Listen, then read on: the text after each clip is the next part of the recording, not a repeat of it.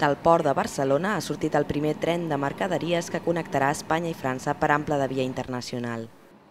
Aquí fem un pas en la construcció del gran corredor mediterrani, que vol dir enllaçar la part més dinàmica i més productiva de l'estat espanyol amb la resta d'Europa.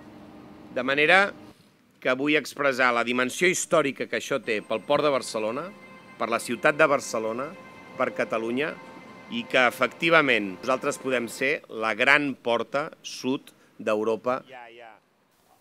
D'aquesta manera s'evitarà el transbordament a Portbou per fer canvi de convois i el temps d'arribada fins a Lió s'escurçarà en 6 hores. I amb aquesta nova infraestructura i els serveis que permet a les empreses serem més competitius, més eficaços i ens podrem internacionalitzar encara millor. Obrim avui una nova porta, un nou camí, un camí de ferro, un camí sòlid entre Catalunya, entre Espanya i la resta d'Europa. Aquest primer corredor transfronterer obre una nova ruta cap a Europa entre el Mediterrani i el Mar del Nord.